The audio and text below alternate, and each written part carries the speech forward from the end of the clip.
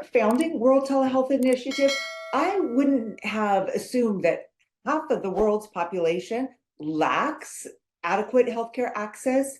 And much of that is simply determined by where you're born.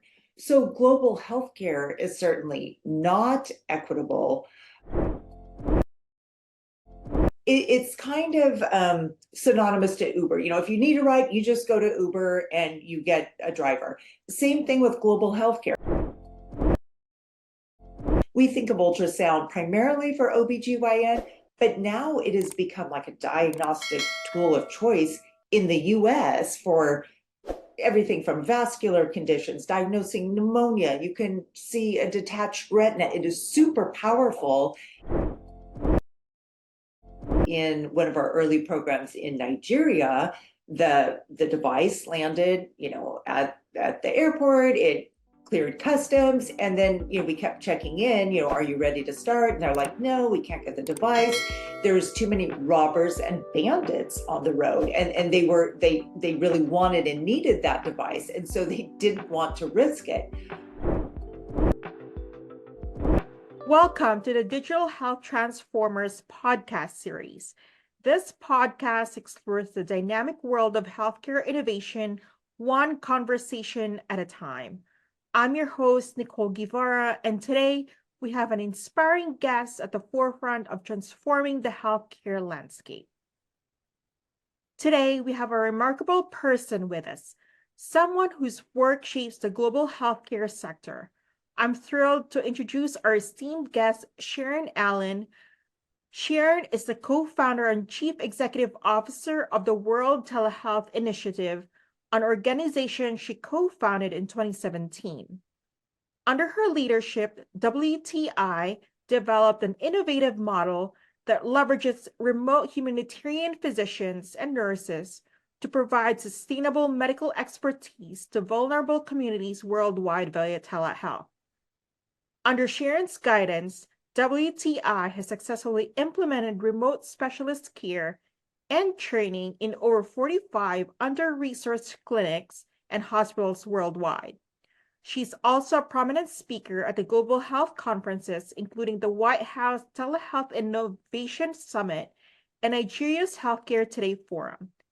In 2023, the United Nations Associations awarded her with a prestigious Peace Prize for her outstanding contribution. Sharon's commitments extends beyond WTI as it currently serves with the World Health Organization, Digital Health Board of Advisors, and rosters of experts. Her collaboration with World Health Organization on the telehealth roadmap for the underserved underscores her dedication to advancing healthcare accessibility globally. In today's episode, we'll explore Sharon's journey in this space and her thoughts on global health equity and advancements in healthcare. Thank you for joining us today, Sharon. Thank you. It's my pleasure, Nicole. Wow, you have such amazing experience with that I can't wait for this podcast. So let us start. Can you share a pivotal moment or experience that inspired you to co-found the World Telehealth Initiative? I would say the pivotal moment was really when I met our other co-founder, Dr. Yulin Wong. I had just left my multi-decade career as a CEO of a for-profit company, and I left because I was in search of something more fulfilling that I could apply my skill set and passion to. And when I was introduced to Yulin, he had this idea. He's a forefather of telehealth, if you will, and he had this idea, seeing how accessible quality healthcare could be via telehealth, but those that maybe need it most would never be able to afford it. So was there a way that we could start a nonprofit? So that pivotal moment was really that first discussion with Dr. Yulin Wong.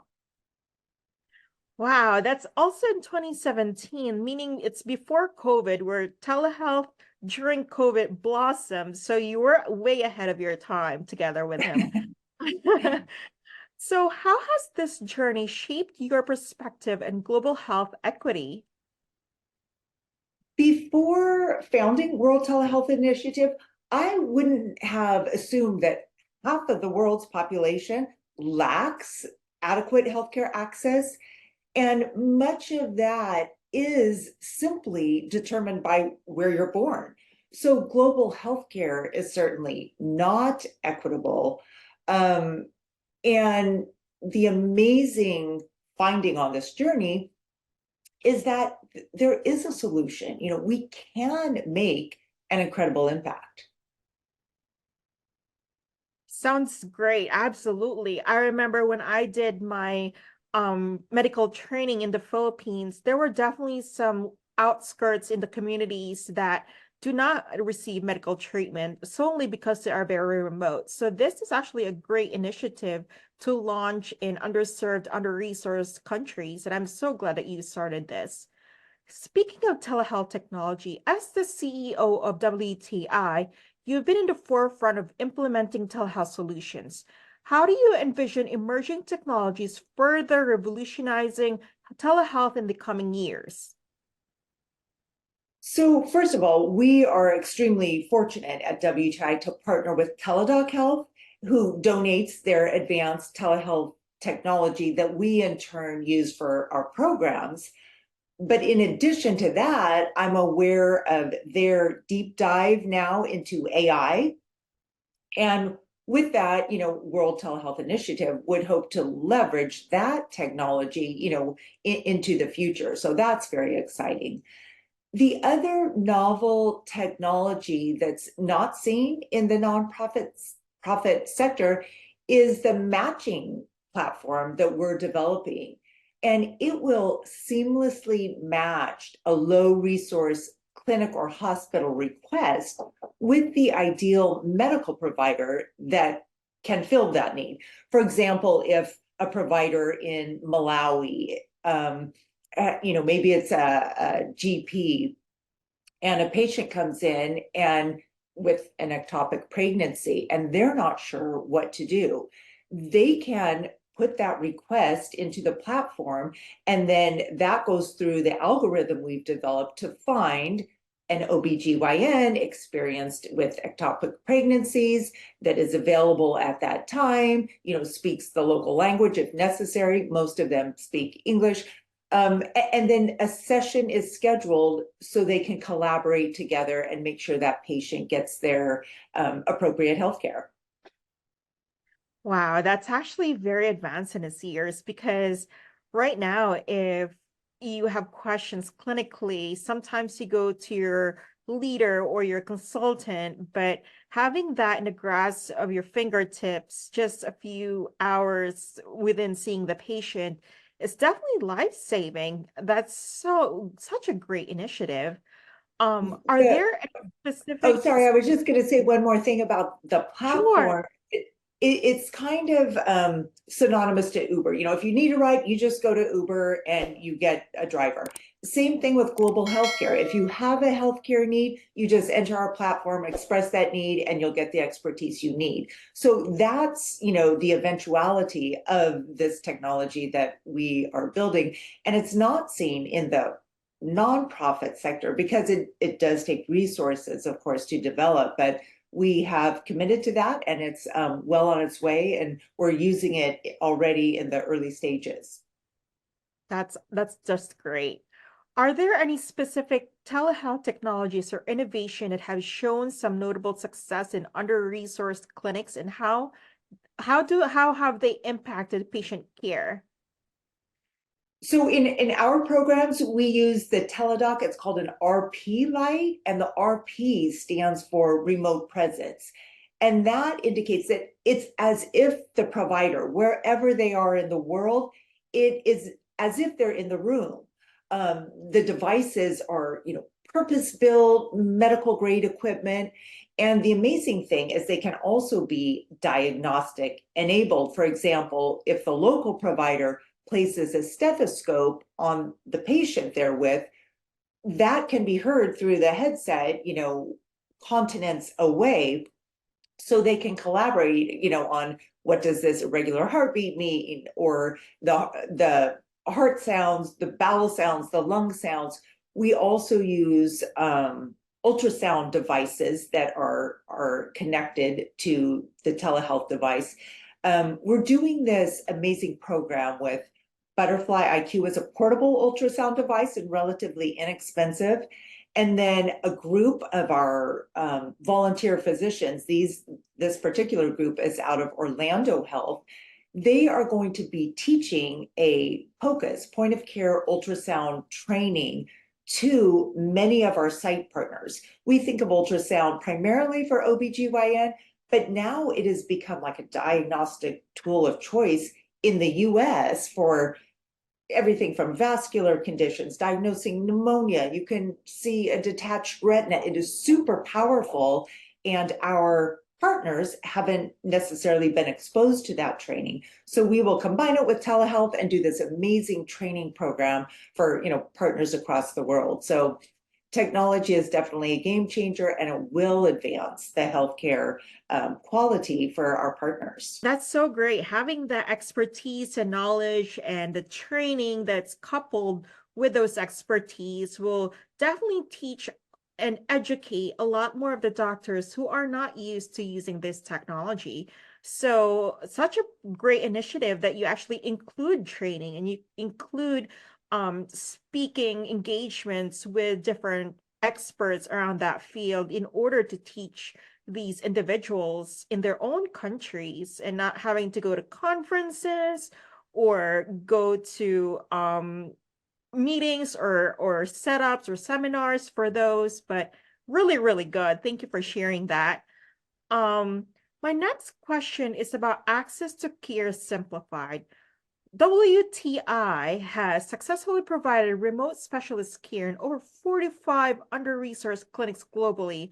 How do you believe telehealth can continue simplifying the access to specialized healthcare in underserved communities? So the whole premise of telehealth is to deliver that care where and when it's needed. So our job is to continue forming partnerships in underserved communities so that healthcare access and appropriate expertise is always available to those that need it. Typically, we start like when we form a partnership, we start with a referral hospital in a low-income country.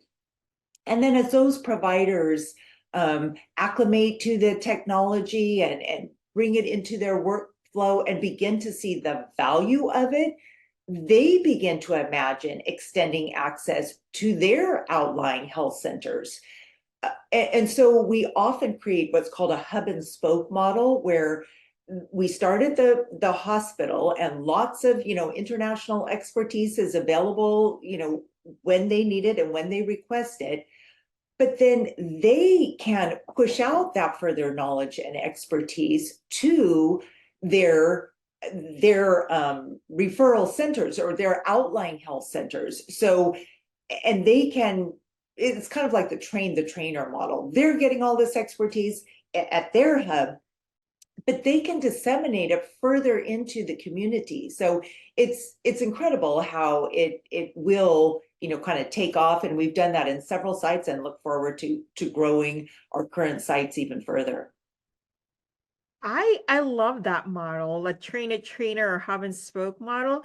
I understand when I was doing my medical career in the Philippines, most teaching hospitals have outlying clinics all over the country as well. So it's great that you're not only delivering healthcare through the teaching hospitals, but as well as the different spokes of those training hospitals. So that's actually a great business model to have. So you could multiply your reach within the community. That's absolutely amazing. My next question is, what challenges have you encountered in implementing telehealth solutions in diverse healthcare settings, and how were these challenges addressed? So there are challenges. One of them is internet. As more pervasive as it is becoming, not everywhere has adequate internet. And one of the amazing things about this technology, even for as robust as it is it's designed in such a way that it uses very low bandwidth. So even when a video conferencing platform wouldn't work, our technology does. So that's, we're lucky to be able to get around low bandwidth with that. But also internet, for example, in Ukraine, when their infrastructure was, is deeply damaged, and Starlink came to Ukraine and provided internet access. So we were able to, use that as a way to overcome the internet challenge in Ukraine. I would say another challenge is really the logistics. We ship this device to our site partners, and every country is different, and just getting it to our site in a very remote place can be challenging. An example is in one of our early programs in Nigeria. The device landed at the airport. It cleared customs, and then we kept checking in, are you ready to start? And they're like, no, we can't get the device. There's too many robbers and bandits on the road, and they really wanted and needed that device, and so they didn't want to risk it. So they worked with the Nigerian army, who did this covert operation at 2 a.m. in the morning. They camouflaged the device in a truck, and armed guards transported it to this very remote, humble clinic, in a very, kind of off the beaten track area. But we do have challenges, but so far we've always been able to overcome them. That is such a unique story. I'm just getting goosebumps hearing about that. And the way that you found logistics to work with the army too of the country to make it work was just outstanding. That's definitely great. Thank you for sharing that story. My Sure. next question is, how do you see telehealth impacting the role of healthcare professionals, especially in constrained environments? Right. So which addresses all of our work. And our site partners are always, the driver of our engagement. So programs are designed based upon their unique needs. Every program is different because every partner is different. But our underlying goal is always to upskill those local providers in the way that they request.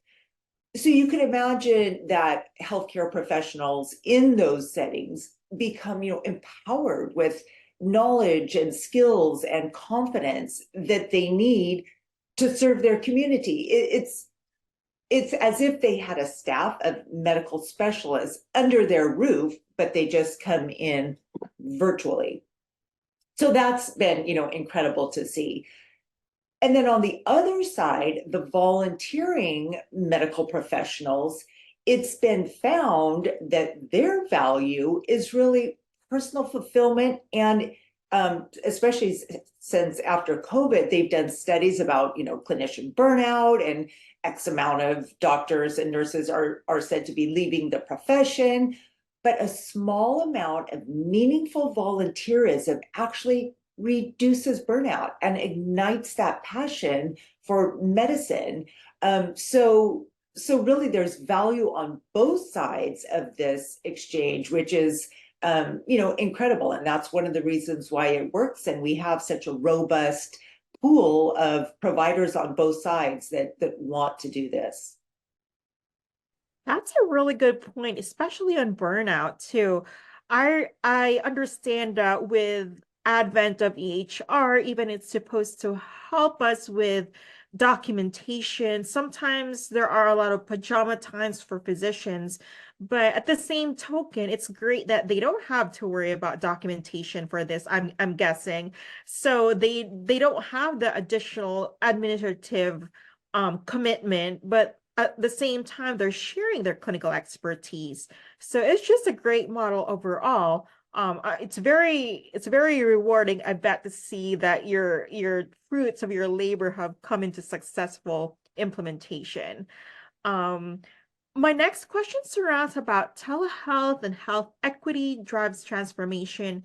Your collaboration with World Health Organization and the telehealth roadmap for the underserved is noteworthy. How does telehealth contribute to bridging healthcare accessibility gaps globally, and what are the key strategies outlined in this roadmap? So the roadmap is broad and it really addresses everything from health data concerns to funding models to cross-border credentialing and also, the standards of care and equity concerns. And it's been great to work on that. It just highlights things that we need to pay attention to. And one of the things we always share is that WTI operates at the highest standards, whether or not they're required by the country's regulations. But all of our work is HIPAA compliant, high trust certified, and the patient safety is always at the forefront. And then when we think about funding models, it's obviously often a hurdle. In our situation, due to the donated technology from Teladoc, compounded with the donated time and expertise from our medical experts, we're able to offer programs, obviously, at a very minimal cost. So I think that is probably, unique to our situation. And another thing that, I found in the work with the WHO is that, we have to be careful not to increase the digital divide with increasing technology. Um, and most of our partners do not have experience with telehealth. And it's part of our job to educate and support to ensure that our partners are comfortable and proficient so that this technology kind of melts away and a human encounter, then can transpire. And to address the digital divide, we also assist with community engagement efforts. So patients are more excited than fearful if they were to come in and at a vulnerable time when they're not feeling well and some doctor is appearing in a robot-like device, that might be very uncomfortable. So we do community engagement and education so that they're excited, to come in and experience this technology. So lots of learnings have come with working with the WHO. That's just such a good point, because technology for us is very given here in the United States and we take it for granted, but there are some parts of the world that are not used to video having a live doctor talk to you on videos. So it's great that you speak about the patient in a holistic level as well as the different clinics, and not just, here's the technology, use it. So there are implementations and programs and teachings around surrounding it. So it's quite a very holistic program that's quite exciting.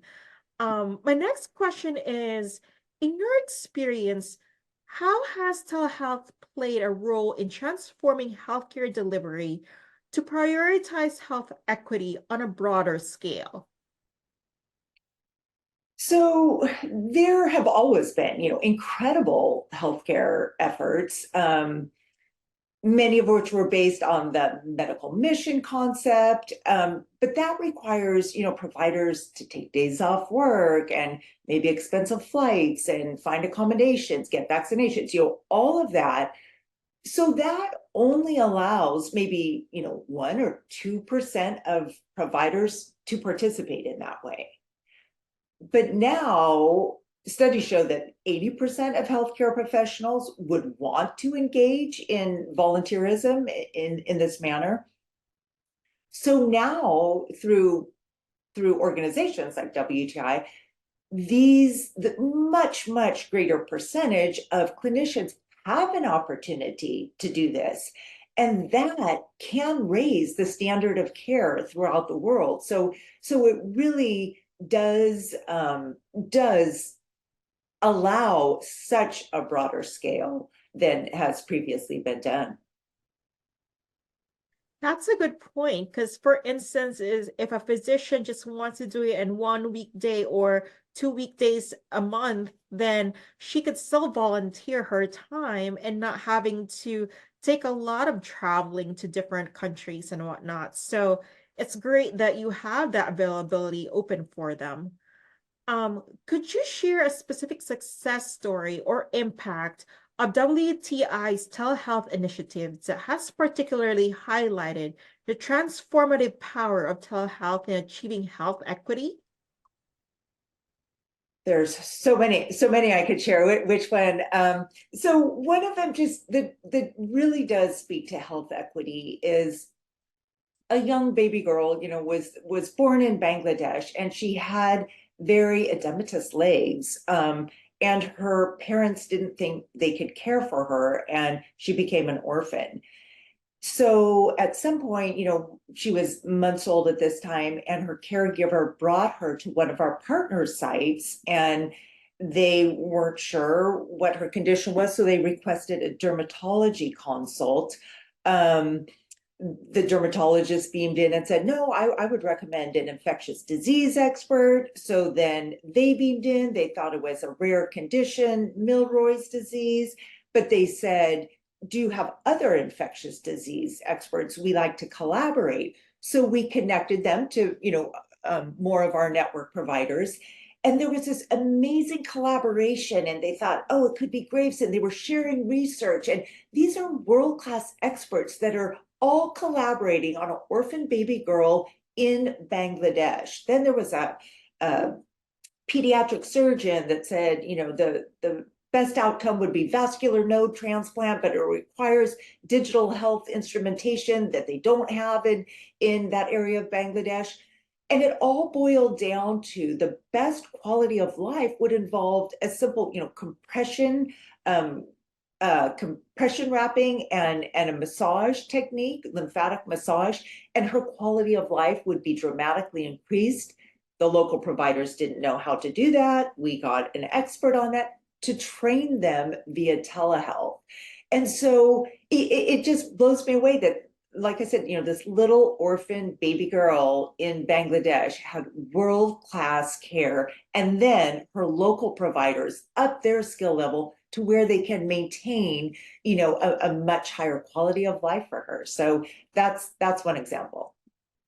That's just such a compelling story. And, you save the quality of life of that little girl who is an orphan as well, who probably won't have this opportunity without this initiative. So that is amazing. Thank you for sharing that. Sure. Um, so sharing on my final thoughts, looking ahead, what trends do you foresee in the telehealth landscape, and how can these trends contribute to advancing global health equity? So it's been predicted, I've heard that all healthcare encounters, when you aggregate them all, half of them will become virtual in the not so distant future. And so as innovation in digital health becomes more pervasive, I think the whole world will benefit from that. If we look further out into the future, the co-founder, Dr. Yulin Wong, is working on an amazing, it's remote surgery where a surgeon anywhere in the world can actually operate on a patient in anywhere in the world. And the efforts are really going quickly, and it's amazing that that will become a possibility. So there's lots and lots to come with all of this incredible innovation going on. So yeah, stay tuned, and I think healthcare will become definitely more equitable. That is an amazing way to look forward to the future. Thank you. I'm so excited that, you have this initiative, that this is world class and for the world. Think globally, act locally sort of idea. So since we're closing this podcast, I'll give you the floor to talk more about your initiative, to call for action if you have any invitations for physicians who want to volunteer or other volunteers that you need in your program. This is your time, Sharon, to share whatever you want else to share about this perfect initiative. Thank you, Nicole. So as you can tell, we are so excited and that's because we are seeing successes. And even though, we're 7 years into it, we know that this is just the tip of the iceberg. So much of what we need to do is grow this platform and the site partners, there's no shortage of global health needs. So we are also building the provider side. So yes, any physicians, and now we're starting to incorporate nurses as well. If you're interested, go to our website, which is worldtelehealthinitiative.org, and you could contact us through there. So that is one area of need. And then even though our costs are relatively low, we do need to keep this operation moving. There's lots and lots of work, and we're a small but mighty team that does all of this. And so if you're able to contribute to those efforts, you can also do that on our website. And we love partnering with anyone who's aligned with this global healthcare mission. Thank you so much. You heard it, folks. If you want to contribute in any way, any form by volunteering your time or your resources, please go ahead and visit their website. Um, so this is the end of our podcast, Sharon. Thank you, Sharon, for sharing your invaluable insights on global health equity and advancements in telehealth in this podcast. Your work and dedication are truly inspiring, and we look forward to witnessing the continued positive impact of telehealth under your leadership. Congratulations on such an amazing initiative, Karen. Thank you so much for talking with us today. Thank you, Nicole. It's my pleasure.